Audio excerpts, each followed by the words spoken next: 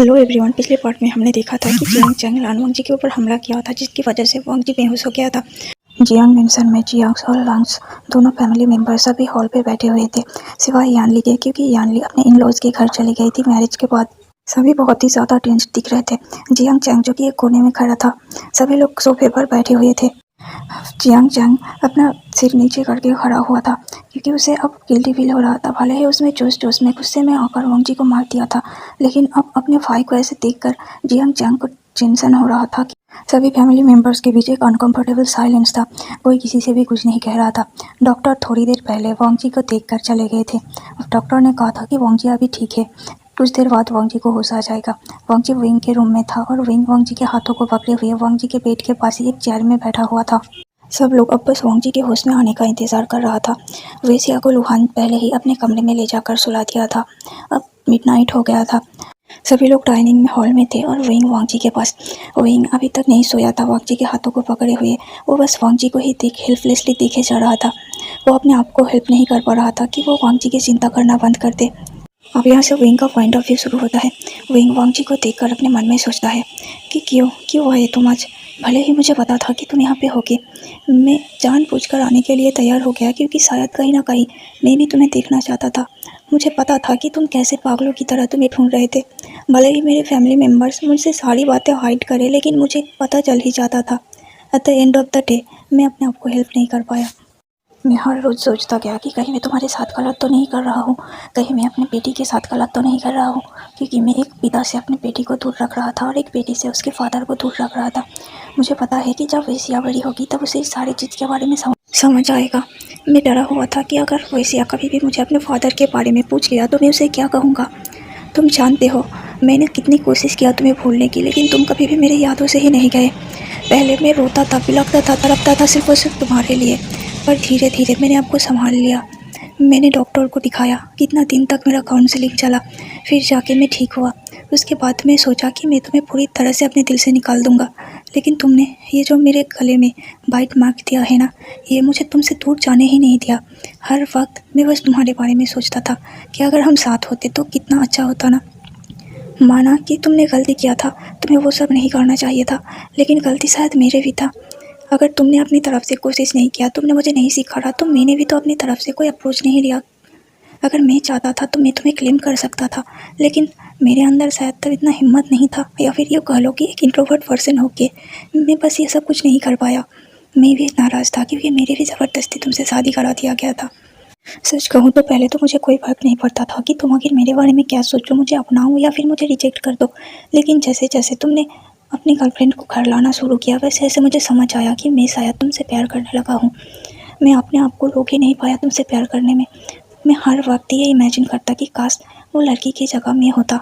मैं अपने मन में सोचता कि तुम्हारा ओमेगा मैं होना कि वो लड़की, फिर भी तुम मेरे साथ ऐसा बिहेव क्यों कर रही हो। लेकिन मैंने अपनी तरफ से कभी भी कोशिश नहीं किया कि मैं तुम्हें ऐसे बिहेव करने से रोकूं। मैं बस सब कुछ सहता गया। लोग कहते हैं कि जुल्म करने वाले से ज़्यादा जुल्म सहने वाला ज़्यादा गुनहगार होता है। शायद मैं भी गुनहगार ही था। शायद मैं जो कुछ भी झेला सब कुछ मेरी वजह से। मैं अगर अपनी फैमिली को बताता तो वो लोग 1 मिनट टाइम नहीं लगाते मुझे तुम्हारे से अलग करने में, लेकिन मैंने अपनी फैमिली को भी नहीं बताया और ना ही मैंने तुम्हें रोका। लेकिन एक दिन सब कुछ पता चल गया। मेरे फैमिली मुझे तुमसे दूर लेके चले गए। सच कहूँ तो उस वक्त मैं बहुत ही ज़्यादा टूटा हुआ था और किसी चीज़ के बारे में सोचने का हिम्मत ही नहीं कर पा रहा था। मुझे नहीं पता था कि मैं कैसे उस स्टेट में चला गया था। मुझे बाद में पता चला कि तुम्हारी वो सो कॉल्ड गर्लफ्रेंड मुझे कुछ दवा मिला कर खिला रहा था, जिसकी वजह से मैं अपना मेंटली संतुलन धीरे धीरे खो रहा था। मुझे याद है कि जिस दिन हमारा डिवोर्स हो रहा था, मैंने तुम्हारी आंखों में एक बेचैनी देखा था।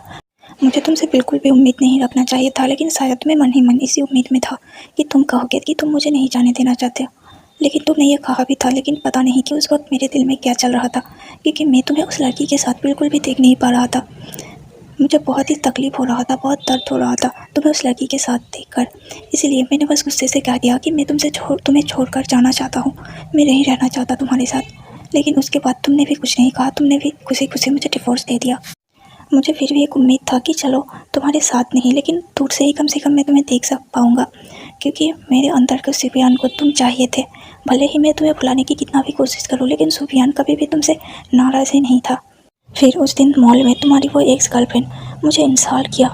मैंने शायद सोचा था कि तुम मुझे डिफेंड करोगे, लेकिन मैंने ये कैसे सोच लिया था, क्योंकि तुम तो उसके इशारों पे ही नाचते थे ना। उसने मुझे कितना भला बुरा बोला, लेकिन तुमने उसे एक शब्द तक नहीं कहा। तुम बस वहाँ खड़े खड़े मुझे इंसल्ट होता हुआ देखते रहे। उसके बाद सब कुछ पलट गया। मेरी फैमिली मुझे तुमसे बहुत दूर लेके चला गया। मैंने सोचा कि चलो ये भी अच्छा है, क्योंकि इसके बहाने मैं तुम्हें भूल जाऊँगा। लेकिन शायद ये तब भी पॉसिबल नहीं था, क्योंकि वहाँ जाके मैंने अपनी पूरी कोशिश किया मैं अपना ध्यान अपने पेंटिंग में, अपने करियर में लगा सकूँ। लेकिन एक दिन मुझे पता चला कि मैं प्रेग्नेंट हूँ। सच कहूँ तो मुझे उस वक्त बहुत ही ज़्यादा बिट्रेड फील हो रहा था। मुझे बार बार तुम्हारी और तुम्हारी उस एक्स गर्लफ्रेंड की बातें याद आ रही थी। मुझे वो सारी आवाज़ें मेरे दिमाग में घूम रहा था कि जैसे कैसे रात में मुझे तुम लोगों की वो सेमलेस आवाज़ सुनने को मिलता था।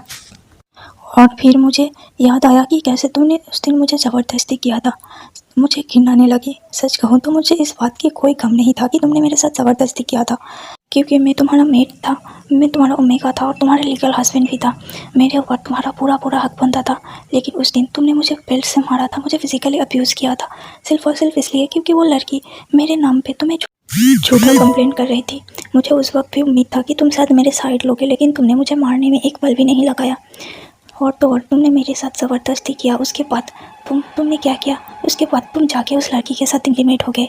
ये बात मुझे हजम नहीं हुआ, ये बात मुझे गंदा फील करवा रहा था। मैं बस सब कुछ भूलना चाहता था। तुम्हें पता है, जाने अनजाने में मैंने अपने बच्ची को भी मारना चाहा था, जिसके लिए मैं आज तक अपने आप को माफ़ नहीं कर पाया। शायद मैं एक अच्छा पेरेंट्स नहीं बन पाया, क्योंकि एक तो मैंने अपनी बच्ची को मारने की कोशिश किया था और दूसरा उसे अपने फादर से इतने दिन तक मैंने दूर रखा। लेकिन जब मुझे समझ आया तो मैंने फ़ैसला किया कि मैं अपनी पूरी ज़िंदगी मेरे बच्ची के नाम कर दूँगी। उसके बाद भी मुझे शायद यकीन था या फिर भरोसा था कि तुम ज़रूर एक दिन आओगे और कहोगे कि आई एम सॉरी भाई, मुझे माफ़ कर दो, तुम मुझे और मेरी बच्ची को अपनाओगे। लेकिन मैंने जितना ज़्यादा तुमसे उम्मीद लगाते गया, तुम उतना ज़्यादा मेरा उम्मीद तोड़ते गए। सच कहूँ तो मैं बचपन से बिल्कुल भी ऐसा नहीं था। मैं अपनी फैमिली के लिए वो कांच की गुड़िया था जिसे टच करने में भी सब डरते थे कि कहीं वो टूट ना जाए। लेकिन तुमने मुझे इतना ज़्यादा तोड़ा था कि मेरी फैमिली को मैंने अपनी वजह से तड़पता देखा, जो मेरी लाइफ का सबसे बड़ा गिल्ट था। कहीं ना कहीं तुमने मेरे अंदर के उस बच्चे को मार डाला था। मेरी सारी बचपना तुम्हारी वजह से ख़त्म हो गया था। तुमने मुझे एक मैच्योर इंसान बनने में फोर्स किया। तुम्हारी वजह से मेरे पास वैसी आई, जिसके लिए मैं बहुत ही ग्रेटफुल हूँ। पहले तो मुझे गुस्सा आया था, लेकिन जब बाद में मुझे ये रियलाइज़ हुआ कि उस दिन तुम्हारे फोर्स करने के बाद ही मैंने ओएसिया को पाया है, तब से मैं तुम पर नाराज़ भी नहीं हो पाया। मैंने तुम्हारे बारे में सारी इन्फॉर्मेशन निकालना बंद कर दिया था। लेकिन एक दिन तुम्हारी मदर आई मिलने। उन्होंने मुझे तुम्हारे बारे में कुछ नहीं बताया और ना ही मैंने जानना चाहा। लेकिन बाद में एक दिन मैंने तुम्हारी मदर और मेरी मदर की कन्वर्सेशन को सुन लिया था, जिसके बाद मुझे पता चला कि तुम्हारे साथ क्या क्या हुआ था और तुमने कितना ज़्यादा सफ़र किया। मुझे ये भी पता चला कि तुम पागलों की तरफ ढूंढ रहे थे मुझे, लेकिन शायद मैं ही तुम्हारे सामने नहीं आना चाहता। जब मेरे सिजी के साथ ही इस चाइना में होने की बात चली, तो मैं एक पल के लिए डर गया कि तुम भी तो वहाँ होगे। अगर तुमने मुझसे मेरी बच्ची को छीन लिया तो। फिर मुझे रियलाइज़ हुआ कि तुम उसका फादर हो। मैंने तुम दोनों के साथ अब तक गलत करते आए हैं। अगर हम चाइना आते हैं तो शायद इस वजह से वेसिया को अपने फादर को देखने का मौका तो मिलेगा, भले ही उसे पता चले या फिर ना चले। लेकिन मैंने तुमसे कभी भी उम्मीद नहीं किया था कि तुम इस तरह से मुझे आकर सॉरी बोलोगे। भला क्यों किया था तुमने वैसा? चलो छोड़ो, मैं तुम्हें तो दोष भी नहीं दे सकता, क्योंकि मुझे पता चला कि उस लड़की ने तुम्हारे साथ भी सेम चीज़ किया था जो कि उसने मेरे साथ किया था। अगर तुम गुनहगार हो तो मैं भी गुनहगार ही हूँ। तुम्हें पता है, एक दिन मून गॉडेस मेरे सपने में आई थी और मुझसे कह रही थी कि अगर मुझे लगता है कि मैं तुमसे बेटर पार्टनर डिजर्व करता हूँ तो वो मेरे लिए बेटर पार्टनर ला देंगे। वो तुम्हारी और मेरी सारे रिश्ते को ख़त्म कर देंगी और मुझे एक अच्छा पार्टनर देंगी। अगर मैं तुम्हें माफ़ करना चाहूँ तो माफ़ कर सकता हूँ, अगर मैं तुम्हें छोड़ सकता ना चाहूँ तो छोड़ सकता हूँ। ये मेरी चॉइस है। लेकिन तुम्हें पता है कि मैंने उनके सामने कुछ नहीं बोल पाया। मैं ये बोलने की हिम्मत भी नहीं कर पाया कि मैं तुम्हें छोड़ना चाहता हूँ। भले ही हमारे बीच सब कुछ ख़त्म हो गया है, कुछ रिश्ता बचा ना हो, लेकिन अभी भी एक रिश्ता है हम दोनों के बीच जो कि सबसे बड़ा है। एक क्या, कई रिश्ते हैं। पहले तो मैं तुम्हारा मार्क ओमेगा हूँ और तुम मेरे मार्क अल्फा हो। दूसरी है हमारी बच्ची, हमारी वैसिया। शायद जब तुम्हें पता चलेगा तब तुम बहुत खुश हो जाओगे।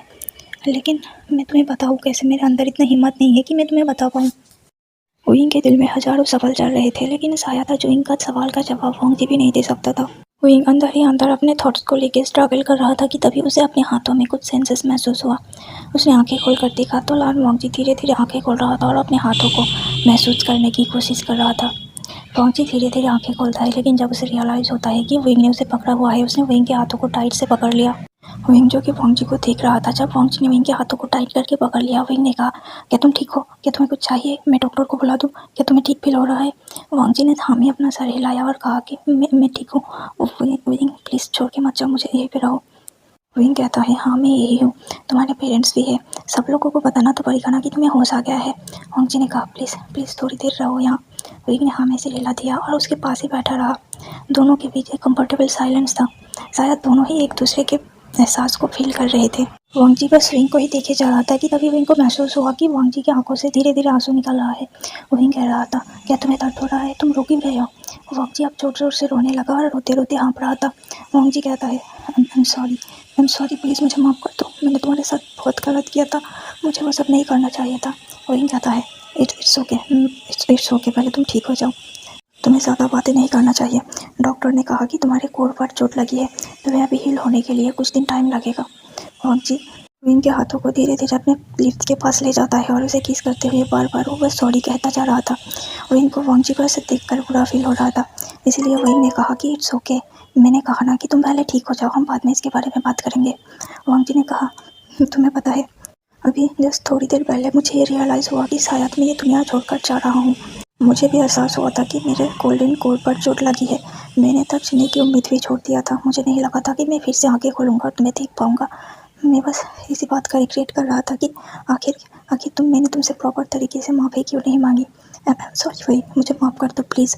विंग ने कहा, देखो वांगजी, मैंने पहले ही कहा कि मैंने इस बारे में सोचना छोड़ दिया है। तुम प्लीज़ अभी चुप करो, इस सब बातों की टाइम नहीं है। आप वांगजी विंग के सामने बहुत कुछ बोलना चाहता था, लेकिन एट द एंड उसने सिर्फ विंग से यही कहा कि प्लीज़ वापस आ जाओ, please, I love you wing, I love you, please वापस आ जाओ। मुझे अभी एहसास हुआ कि अगर मैं तुमसे ये बिना बोले इस दुनिया से चला जाता तो मैं शायद उस दुनिया में जाके भी कभी चैन से नहीं रह सकता था। मुझे हर वक्त एक गिल्ट सताता रहता कि मैं तुम्हारे साथ क्या किया है और मैंने अपना आखिरी वर्ड भी तुमसे नहीं कह पाया। आई नो कि ये सही समय नहीं है, आई नो कि तुम मुझे माफ़ नहीं कर पाओगे। मुझे ये भी पता है कि मैंने बहुत बड़ी गलती किया है और मैं शायद अभी भी तुम्हें अनकम्फर्टेबल फील करा रहा हूँ, लेकिन ट्रस्ट मी विंग, जब मेरी आंखें बंद था और मैं अपने सेंसेस खो रहा था तब मुझे बहुत ही गिल्ट फील होता, और तब मुझे रियलाइज़ हुआ कि आखिर मैंने तुमसे ये बात पहले क्यों नहीं कहा। प्लीज़, मुझे पता है कि ये कह के वांगजी रोने लगा। वो कुछ और बोल ही नहीं पा रहा था। विंग जो कि वांगजी के बाजू में ही बैठा हुआ था, उसकी आंखों से फिर आंसू निकल रहा था। विंग ने अपने आप को कंट्रोल करने की बहुत कोशिश किया और उसने अपने आंसू को बहने से रोका। विंग अपने मन में कहता है कि प्लीज़ विंग, तुम अभी ऐसे हालात में तुम कमज़ोर नहीं पड़ सकते। विंग ने वांगजी के बालों में अपना हाथ फिराया और कहा, मुझे लगता है कि तुम्हें सो जाना चाहिए, तुम प्लीज़ सो जाओ, हम ये सब बातें बाद में करेंगे। वांगजी ने फिर से विंग के हाथों को पकड़ लिया और उसे कहा कि प्लीज़, मुझे नहीं पता कि मैं कितने देर जीने वाला हूँ या फिर मैं आंखें बंद करने के बाद तुम्हें फिर से देख पाऊँगा भी या नहीं, मैं तुमसे ये बातें कह पाऊँगा भी या नहीं। मैं तुमसे कहना चाहता हूँ विंग, प्लीज़, क्या हम फिर से एक नई शुरुआत कर सकते हैं प्लीज़। वांगजी ये सब कुछ बोलते हुए बहुत ही ज़्यादा पैनिक कर रहा था। विंग को लगा कि अभी उसका पास प्रायोरिटी सिर्फ और सिर्फ रंजा को शांत करना होना चाहिए, क्योंकि अगर वांगजी ऐसे ही पैनिक करता रहा तो एक तो उसकी गोल्डन कोर पर चोट लगा है, वो पूरी तरह से कोमा में भी जा सकता है। डॉक्टर ने पहले ही वार्न कर दिया था कि उन्हें कोई भी मेंटल स्ट्रेस मत देना, क्योंकि वो पहले ही बहुत कुछ झेल चुका था और अब नई तरह से किसी भी चीज़ को हैंडल करने के लिए उसका ब्रेन पूरी तरह से प्रिपेयर नहीं है। तो प्लीज़ ज़्यादा से ज़्यादा हो सके उन्हें स्ट्रेस देना अवॉइड करना पड़ेगा। वांगजी अब इतना ज़्यादा पैनिक करने लगा कि वो ज़ोर ज़ोर से हाँफ रहा था। ऐसा लग रहा था कि मानो अभी उसके सांसें उसके बॉडी से अलग हो जाएगा। कि तभी विंग को बहुत ज़्यादा डर लगा और उसने जोर से वांगजी के नाम को लेकर चिल्ला दिया। नीचे हॉल पे सारे लोग बैठे थे, सभी ने विंग के चीख को सुना और सबको लगा कि शायद कुछ हो गया है, इसलिए सब तुरंत विंग के कमरे के लिए भागे। वहाँ जाके उन्होंने देखा कि वांगजी पैनिक कर रहा है और विंग वांगजी को शांत करने की कोशिश कर रहा है। लैनी तुरंत वांगजी के पास चले गए और उसके सिर को सहलाने लगी। सीजन जाके वांगजी के दूसरे हाथों को पकड़ लिया। उसके बाद तीनों ने मिलकर वांगजी को किसी भी तरह से शांत किया। फिर से डॉक्टर को बुलाया गया और डॉक्टर ने वांगजी के चेकअप करने के बाद कहा कि वो बस थोड़ा टेंस था, स्ट्रेस लेने की वजह से ऐसा हुआ है, बाकी उसकी प्रोग्रेस अच्छा है, वो कुछ दिन आराम करेगा तो वो प्रॉपर हील हो जाएगा। डॉक्टर के बातों को सुन के सभी को रिलैक्स फील हुआ। 2 दिन बीत गया था। लुहान अपने काम के लिए, बिजनेस के लिए साउथ कोरिया वापस चला गया था। जियांग फैमिली भी वापस जाना चाहता था, लेकिन वो विंग और वांगजी की वजह से नहीं जा पाया, क्योंकि विंग को उसका दिल अलाउ ही नहीं कर रहा था कि वो वांगजी को ऐसी हालत में छोड़कर जाए। इन 2 दिनों में वांग जी पूरी तरह से हिल हो चुका था। अब उसे याद आ रहा था कि उसने विंग को कैसे फोर्स किया था। उसने बस तब सबकॉन्शियसली विंग के साथ ये कर दिया था। अगर वो अपने सही सेंसेस में होता तो शायद विंग को ऐसे ज़बरदस्ती कभी नहीं करता। इसीलिए वांग जी बार बार विंग से माफ़ी मांग रहा था। वांग जी बहुत ही ज़्यादा गिल्ट में था क्योंकि उससे मिलते ही विंग को फिर से ये सब कुछ फेस करना पड़ रहा था। वांग जी पूरी तरह से फिर से अपने आप को एक सेल में बंद कर लिया था। लैंडी बार बार वांग जी के पास जाती है और उसे समझाती है कि आखिर तुम ऐसा फिर से क्यों कर रहे हो। इतने दिन से तुम साइको की तरह उसे ढूंढते फिर रहे थे, लेकिन अब जब वो तुम्हारे सामने है तो तुम सिवाय उसे मनाने की तुम ऐसे चुपचाप बैठे हुए हो। वांग जी कहता है कि वो मेरे बिना खुश है। मैडम लैंड कहती है कि क्या उसने तुम्हें बताया कि वो तुम्हारे बिना खुश है। वांग जी ने कहा कि मैंने उसके फेस पर देखा है। जिसके बाद वांग जी की मदर वांग जी को बहुत ज़्यादा डांटती है और उसे समझाती है कि वांग जी को विंग को मनाना चाहिए और अपने गुनाह का प्रायश्चित करना चाहिए। लेकिन वांग जी ने अपने दिमाग में बस एक ही बात डाल लिया था कि विंग के पास अब एक बेबी है। अब वांग जी विंग को ऐसे ही परेशान नहीं कर सकता। अगर विंग वांग जी के बिना खुश है तो वांग जी बस दूर से विंग की खुशी को ही चाहेगा। वांग जी के लिए विंग पहली प्रायोरिटी विंग की खुशी था, ना कि उसका खुश रहना था। वो विंग के बिना चाहे जैसा भी रहे, लेकिन विंग तो उसके बिना खुश है ना। इसीलिए वांग जी बस विंग को अपने हालत में छोड़ देना चाहता था। लैनी को जब ये समझ आया कि उसका स्टबर्न बेटा बिल्कुल भी नहीं मानने वाला, तब उसे एहसास हुआ कि उसे अब अपने रामबाण का प्रयोग करना ही पड़ेगा। मैडम लैन चाहती थी कि वांग जी विंग और उसके बच्चे के बारे में खुद पता लगाए, लेकिन शायद इतने साल पता लगाते लगाते वांग जी भी अब थक गया था। वो भी धीरे धीरे अपनी लाइफ से हार मान रहा था। अगर वांग जी ऐसे ही और कुछ दिन चलता जाता तो वांग जी फिर से बीमार पड़ जाता। एक तो पहले ही उसका इम्यूनिटी पावर कम हो गया था उस ड्रग की वजह से, उसके ऊपर फिर से उसके गोल्डन कोर पर हमला हुआ और अब वो पूरी तरह से अपने आप को अपने डेस्टिनी के हवाले छोड़ दिया है। लैनी कहती है, अच्छा तो तुम वहीं को छोड़ना चाहती हो, क्या तुम अपनी बच्ची को भी छोड़ पाओगी। वांग जी की आंखें तुरंत बड़ी बड़ी हो गया। वांग जी ने कहा, बच्ची। लैनी ने कहा, तुम कितने ज़्यादा बुद्धू हो, तुम्हें अभी भी उस बच्ची को देखकर कुछ भी फील नहीं हुआ। वांग जी ने कहा कि किस बच्ची, अब कौन सी बातों को कर रहे हो। वांग जी के मदर ने कहा कि मैं उसी छोटी बच्ची की बातें कर रहा हूँ जिसको तुम विंग के साथ पूरी पार्टी में घूर रहे थे। वांग जी ने कहा, लेकिन वो तो विंग का वांग जी के मदर ने वो जी के एक थप्पड़ मारा और कहा कि तुम्हारी हिम्मत कैसा हुआ ऐसे उल्टी सीधी बातों को सोचने की। अपनी मदर से थप्पड़ खाने के बाद वांग जी को होश आया था। उसने कहा, क्या वो दोनों तो फिर वो बच्ची, वो क्या मैं वांग जी के पास बोलने के लिए कोई शब्द ही नहीं था। वो बस प्रॉपर वर्ड ढूंढ रहा था ताकि वो अपने फीलिंग्स को एक्सप्रेस कर सके और उसकी माँ से पूछ सके। उसके मदर ने कहा, हाँ जो तुम सोच रहे हो वही है, वो सिर्फ और सिर्फ तुम्हारा विंग का बच्चा है और इन सालों ने विंग ने किसी भी इंसान की तरफ आंख उठाकर भी नहीं देखा। और तुमने ये कैसे इमेजिन कर लिया कि वो मुझे तुम्हें तुमने मैं अपने आप को एक्सप्रेस ही नहीं कर पा रही कि मैं आखिर कौन से लैंग्वेज में तुम्हें गालियाँ दूँ। आज वांग जी की मदर का ये थप्पड़ और ये सारी बातें वांग जी को बहुत ही ज़्यादा खुशी महसूस करा रहा था। वांग जी के पास उसकी खुशी को एक्सप्रेस करने के लिए कोई वर्ड्स ही नहीं था। जिस इंसान को वांग जी ने इतनी ज़्यादा तकलीफ पहुंचाया था, उसी इंसान ने वांग जी को उसकी लाइफ का सबसे बड़ी खुशियाँ दिया है। वांग जी की बेटी वांग जी को अब समझ में आया कि क्यों वो उस बच्ची की तरफ ऐसे खिंचाव महसूस कर रहा था। उसे समझ आया कि क्यों उस बच्ची को देखते ही वांग जी को उससे प्यार हो गया था और वांग जी को ऐसा लगा था कि वो बस इस बच्ची को अपने पास रख ले और कहीं जाने मत दे। वांग जी बस जल्द से जल्द अपनी बेटी से मिलना चाहता था और उसे गले लगाना चाहता था, इसलिए वो तुरंत वहाँ से निकलने लगा। तभी लैनी ने उसके हाथों को पकड़ा और कहा, है तुम कहाँ जा रहे हो। वांग जी ने कहा कि मैं अपनी बेटी से मिलने जा रहा हूँ। उसका नाम, लैनी ने कहा कि उसका नाम वेसिया है और उसका नाम विंग ने रखा है। वांग जी ने कहा, कितना सुंदर नाम है, विंग इतना अच्छा क्यों है माँ। मैंने उसे इतना हर्ट किया लेकिन उसने फिर भी मेरे बच्चे को संभाल के रखा। वांग जी अब खुशी से उछल रहा था और अपने फीलिंग्स को एक्सप्रेस करना चाहता था। वो कहता है कि मुझे इंतज़ार नहीं हो रहा, मैं अब एक पल के लिए भी इंतज़ार नहीं कर सकता कि कब मैं अपने बेटी के पास जाऊँ और उसे गले से लगाऊँ, उसे ढेर सारा प्यार करूँ। वांग जी के मदर कहता है, तो तुम कहाँ जा रहे हो। वांग जी कहता है कि जियांग मेंशन। लैनी कहती है, क्या तुम पागल हो, क्या तुम्हें लगता है कि वो लोग 1 महीने से सिर्फ और सिर्फ चाइना में ही रहेंगे। वांग जी ने हैरान हो गया, कहा कि तो फिर वो लोग नहीं है क्या। उसके मदर ने कहा कि नहीं। वांग जी ने कहा, तो फिर कहा क्या है। उसके मदर ने कहा कि वो लोग साउथ कोरिया वापस चले गए हैं। वांग जी ने कहा, तो फिर आपने मुझे बताया क्यों नहीं। तो उसकी मदर ने कहा कि तुम्हें तो उसके बारे में हर इन्फॉर्मेशन निकलवाते थे, तो फिर क्या हुआ था, तुम्हें नहीं पता था क्या। वांग जी ने कहा कि मुझे नहीं पता था, मुझे जब एहसास हुआ कि मैं गलत कर रहा हूँ तब मैंने अपने असिस्टेंट से कहा कि वो विंग के ऊपर नज़र रखना बंद कर दे और उसके बारे में कोई इन्फॉर्मेशन निकलना भी बंद कर दे। अगर वो लोग साउथ कोरिया में हैं तो फिर मुझे वहाँ जाना होगा, मुझे उससे मिलना होगा, मेरी बच्ची, मैं कब मिलूँगा मेरी बच्ची से। लैनी ने कहा कि वांग जी रुको, इतना उतावला मत हो, तुम ऐसे अभी इस वक्त नहीं जा सकते। वांग जी ने कहा, मुझे अभी जाना है, मुझे अभी जाना है। लैनी ने कहा, क्या तुम्हें अभी जाना है, थोड़ी देर बाद पहले ही तो तुमने ये कहा था कि तुम्हें अब कोई फ़र्क नहीं पड़ता, तुम अब उनके लाइफ में इंटरफेयर नहीं करना चाहते। वांग जी कहता है कि क्योंकि तब मुझे नहीं पता था कि वो मेरी बच्ची है। लैनी कहती है कि क्या अब जब तुम्हें पता चल गया है कि वो तुम्हारा बच्चा है तो क्या विंग के लिए तुम्हारी सारी फीलिंग्स एक पल में बदल गया? वांग जी, तुम्हारी इसी आदत की वजह से तुम अब अकेले हो। तुम्हें खुद जो सही लगता है तुम बस वही करते हो। तुम कभी भी अपने सामने वाले पर्सन के बारे में सोचते ही नहीं। क्या तुमने विंग से एक बार भी पूछा था कि वो तुमसे तुम्हारे साथ रहना चाहता है कि नहीं? वांग जी ने कहा कि हाँ, मैंने पूछा था। लैनी ने कहा तो फिर उसने क्या जवाब दिया? वांग जी ने कहा विंग ने कहा था कि वो मुझे प्रॉपर तरीके से माफ़ तो नहीं कर सकता, लेकिन उसे टाइम चाहिए था। उसने कहा था कि वो अभी इस बारे में नहीं सोचना चाहता। लैनी ने कहा कि इसी वजह से तुम अब अकेले हो। जहाँ एफर्ट डालना चाहिए तुम वहाँ बिल्कुल भी एफर्ट नहीं डालते, लेकिन जहाँ डालना नहीं चाहिए तुम सिर्फ वहीं पे एफर्ट डालते हो। आखिर तुम्हें अपनी गलती का एहसास हो गया है, लेकिन क्या कर रहे हो तुम अपनी गलती को सुधारने के लिए? किस्मत हर किसी को दोबारा चांस नहीं देता लांसर।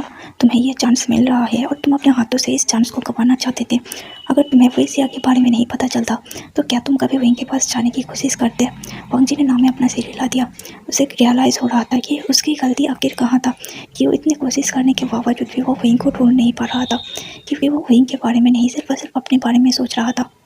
दूसरी तरफ साउथ कोरिया में विंग कुछ फ्लैशबैक याद करता है कि जब वांग जी ठीक हो गया था और वहाँ से चला गया था, तब विंग के मदर ने विंग से पूछा था कि क्या तुम उसके साथ रहना चाहते हो, क्या तुम उसे दोबारा मौका देना चाहते हो?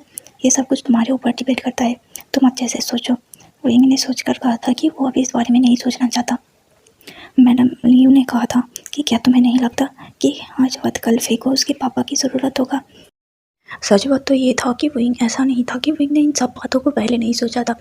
विंग ने सारी बातों को बहुत पहले से ही सोच रखा था। वो बस हर बार यही सोचता कि आज तो वेसिया छोटी है, इसलिए उसे अपने फादर के बारे में कुछ आइडिया ही नहीं है। लेकिन कल जब वो स्कूल जाएगी और सारे बच्चों के पेरेंट्स को देखेगी, तब जाहिर सी बात है कि वेसिया भी अपने फादर के बारे में पूछेगी। तब विंग सिया को क्या जवाब देगा? विंग ने इस सब के बारे में बहुत कुछ सोचा, लेकिन विंग को लगा था कि उसका एक्स हस्बैंड कोशिश करेगा कि विंग फिर से उसके लाइफ में वापस आ जाए। लेकिन 1 महीना बीत चुका था, अब तक वांग जी ने कोई अपनी तरफ से कोशिश ही नहीं किया, जिसके बाद विंग को लगा कि वांग जी शायद अब उसे और नहीं चाहता। इसलिए विंग ने भी कुछ नहीं सोचा, उसने सब कुछ डेस्टिनी के भरोसे छोड़ दिया। दूसरी तरफ वांग जी, जो कि अगले दिन ही साउथ कोरिया के लिए निकल गया था, वो फाइनली जियांग मेंशन पहुंच जाते हैं। जियांग मेंशन में सर्वेंट से गार्ड्स वांग जी को पहले कभी नहीं देखा था, इसलिए पहले उन्होंने वांग जी को जाने नहीं दे रहा था। लेकिन जब मैडम यू ने देखा कि गेट पर कुछ हलचल हो रहा है और उन्हें कुछ अजीब सा आवाज़ सुनाई दे रहा था, तब वो बाहर निकली और देखा कि वहाँ वांग जी खड़ा है और गार्ड्स वांग जी को अंदर जाने से रोक रहा है। लेकिन वांग जी बार बार जाना चाहता था और वो गार्ड्स को समझा रहा था कि वो विंग का हस्बैंड है और वेसिया का फादर है। गार्ड्स कहता है, देखिए सर, हम आपको बातों को समझते हैं, लेकिन आपके पास अंदर जाने का कोई एक्सेस नहीं है, तो हम आपको ऐसे ही अंदर जाने के लिए अलाउ नहीं कर सकते। प्लीज़ आप थोड़ी देर वेट कीजिए, मैं जाकर अंदर खबर दे आता हूँ कि आप उनसे मिलना चाहते हैं।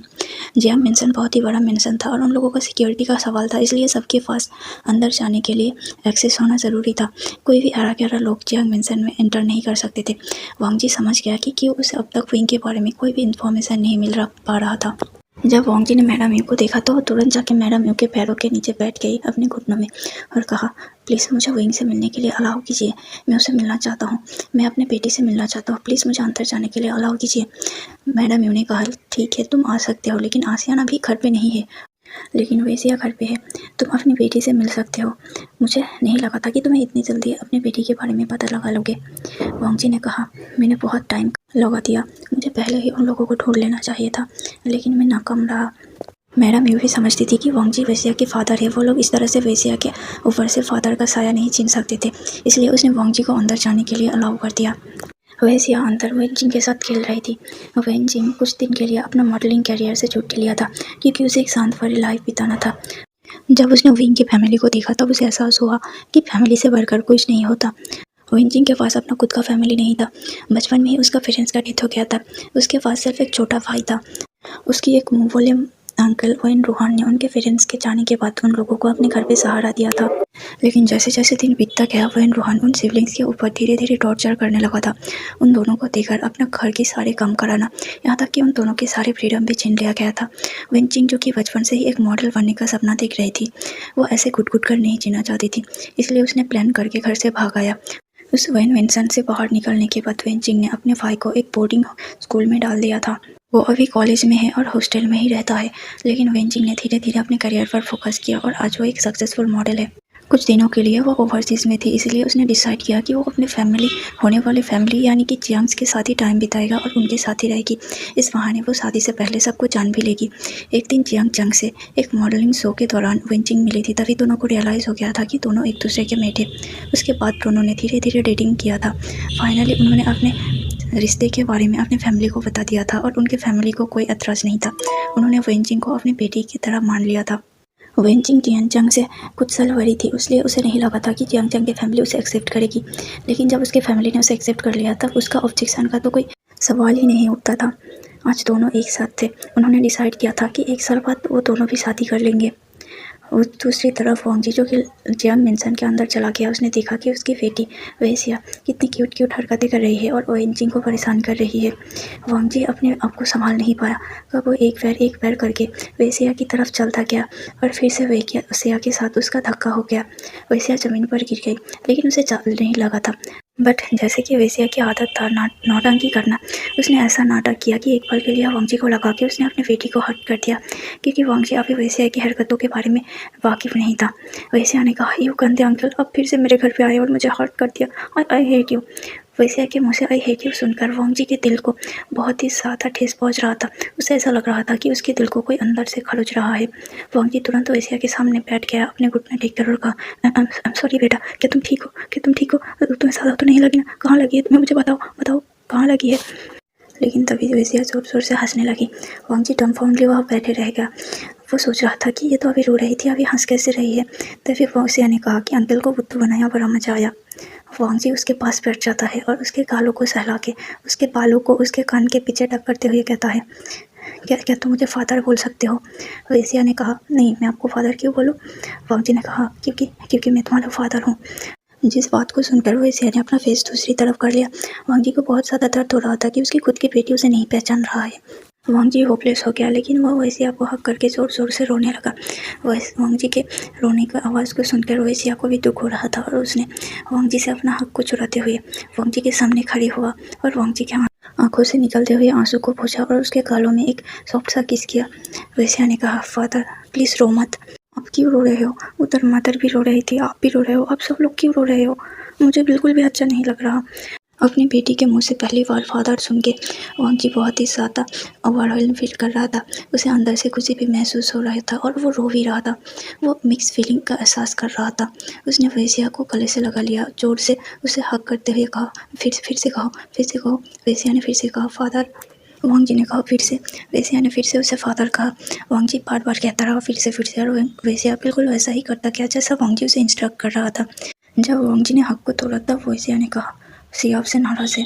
वांगजी ने कहा कि क्यों मेरे बच्चे मुझसे नाराज़ है? वेसिया ने कहा, क्योंकि आपने मुझे नहीं पहचाना था। मैंने चुपके से लूसो की मदर और मेरी ग्रैंडमा की बातें सुन लिया था।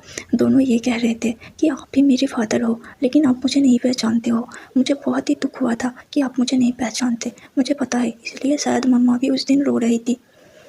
वेसिया की बातों को सुनकर लैनी हैरान हो गई। वो उन दोनों को देख रही थी, तभी उसने वेसिया को पकड़ा और कहा, सिया बेटा, तुमने कहाँ सुना ये सब?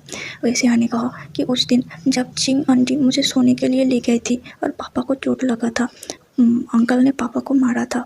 उस दिन मेरी नींद टूट गया था रात में और मुझे बहुत डर लग रहा था। मैंने देखा कि आंटी मेरे पास नहीं थी, इसलिए मैं उठकर नीचे चला गया, लेकिन मैंने आप दोनों को बात करते हुए सुन लिया था। I am sorry. मुझे पता है कि चुप कर बातें सुनना गलत बात है, लेकिन मुझे सुनना था कि आप लोग क्या बात कर रहे हो। मुझे बड़ों के डिस्कशन सुनना था।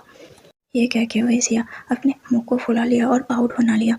वो बहुत इनोसेंट और क्यूट एक्ट कर रहा था। वांगजी को ऐसा लग रहा था कि वो वेसिया को अपने चेस्ट के अंदर छुपा ले। उसे अपनी बेटी पर इतना ज़्यादा प्यार आ रहा था। तभी वेंजिंग ने वेसिया से पूछा, अगर तुम्हें पता था तो तुमने किसी को कुछ क्यों नहीं बताया? तब वेसिया ने कहा कि उसकी वजह से मम्मा रो रही थी और वेसिया बड़ी हो गई है ना, वो अपनी मम्मा को संभाल सकती है। वो अपनी मम्मा को दुखी नहीं करना चाहती थी, इसीलिए वेसिया ने कुछ नहीं कहा। और वेसिया की बातों को सुनकर वांगजी ने सिया के नाक को थोड़ा सा सहलाया और कहा, हाँ मेरी लिटिल प्रिंसेस बहुत ही ज़्यादा समझदार है। ये कह के वांगजी वेसिया के नाक से अपने नाक को रगड़ने लगा। तभी सिया ने कहा, ये गंदी बात है, आपने उस दिन कहा था ना कि मैं लिटिल मॉन्स्टर हूँ। वांगजी उसके सामने अपने कान पकड़ता है और कहता है कि पापा उसके लिए सॉरी है। उस दिन पापा नहीं जानते थे कि ये जो छोटा सा लिटिल मॉन्स्टर थे वो पापा की प्रिंसेस थे। अगर पापा को पता होता तो वो कभी भी वैसिया से ऐसे बात नहीं करते थे। उस दिन वांगजी और वैसिया ने एक साथ बहुत ज़्यादा टाइम बिताया था। फाइनली वैसिया थक कर सो गई थी। वांगजी उसे अपने कमरे में सुलाकर बार बार उसे निहार रहा था, मानो कि उसका दिल ही नहीं भर रहा था। जितनी बार वो अपने बच्चे को देख रहा था उतनी बार उसके दिल में अलग सा फीलिंग एहसास हो रहा था। उसे बस अपना बच्चे मिल गए थे, अब बस उसे अपना ओमेगा चाहिए था। उसके बाद उन तीनों का कंप्लीट एक फैमिली होता। वांगजी बहुत दूर से आया था और लैनी से बात करने के बाद मैडम ई को पता चला था कि वांगजी कुछ खाकर भी नहीं निकला है, इसीलिए लैनी वांगजी को खाने के लिए बुलाने आई थी। वांगजी लैनी के साथ नीचे चला जाता है और इनके बारे में पूछता है। तब लैनी मैडम यू बताती है कि विंग अभी अपने आर्ट गैलरी में है। वांगजी को विंग के बारे में नई नई चीज़ पता चल रहा था। वांगजी ने मैडम यू से विंग के बारे में सभी चीज़ों को पूछा और मैडम यू ने सब कुछ बता दिया। वांगजी ने डिसाइड किया कि वो विंग से मिलने उसके आर्ट गैलरी जाएगा। वांगजी तुरंत विंग के आर्ट गैलरी के लिए निकल जाता है। विंग अपने काम में बिजी था और एक क्लाइंट से बात कर रहा था कि तभी उसने दरवाजे से अपने एक हस्बैंड को आते हुए देखा। विंग को इसकी बिल्कुल भी उम्मीद नहीं था। विंग ने तो उम्मीद करना भी छोड़ दिया था कि स्टबर्न इंसान कभी भी विंग को ढूंढने के लिए उसकी आर्ट गैलरी में भी आएगा। वांगजी धीरे धीरे विंग के तरफ चलता जाता है। फाइनली वो विंग के सामने था। उसने विंग से पूछा, कैसे हो तुम? विंग ने कहा, तुम यहाँ क्या कर रहे हो? वांगजी ने कहा कि मैं यहाँ तुमसे मिलने आया हूँ। विंग वांगजी के ऊपर गुस्सा था क्योंकि उसने 1 महीने से वो अपने बच्चे के बारे में एक भी लफ्ज़ नहीं पूछा था। विंग अपने बारे में तो बर्दाश्त कर लेता था, लेकिन उसके बच्चे के बारे में वो बिल्कुल भी कोई कॉम्प्रोमाइज़ नहीं करना चाहता था। इसलिए उसने वांगजी को कहा, गेट लॉस्ट। वांगजी ने कहा कि देखो, मैं तुमसे मिलने आया हूँ, तुम मुझे ऐसी बात नहीं कर सकते। विंग ने कहा कि सुना नहीं आपने मिस्टर लैन, मैंने कहा गेट लॉस्ट। वांगजी कहता है कि तुम मुझे मिस्टर लैन क्यों कह रहे हो? तब विंग कहता है कि आपका और मेरा डिवोर्स हो चुका है, तो इस बहाने हम दोनों का कोई भी रिश्ता नहीं है, सो प्लीज़ आप यहाँ से चले जाइए। वांगजी कहता है कि किसने कहा हमारा रिश्ता नहीं है? तुम शायद भूल गए हो कि तुम अभी भी मेरे मार्क्ड ओमेगा हो, मैं तुम्हारा मार्क्ड अल्फा हो, और हम दोनों की सबसे बड़ा रिश्ता ये है, वैसिया। वांगजी की बातों को सुनकर विंग एक पल के लिए हैरान हो गया। उसने अपने मन में सोचा, अच्छा तो इसने पता लगा ही लिया, लेकिन मैं इतनी जल्दी से माफ़ नहीं करने वाला। ये सोचकर विंग वहाँ से जाने लगा और वो आर्ट गैलरी से निकल गया और कार ड्राइव करते करते अपने घर पहुँच गया। वांगजी को उन्होंने मौका ही नहीं दिया था कि वांगजी जाकर विंग से बातें करे या फिर विंग का पीछा करे। विंग तुरंत स्टॉर्म की तरह वहाँ से निकल गया था। वांगजी भी थक हार कर जियांग मेंशन के लिए वापस चला जाता है।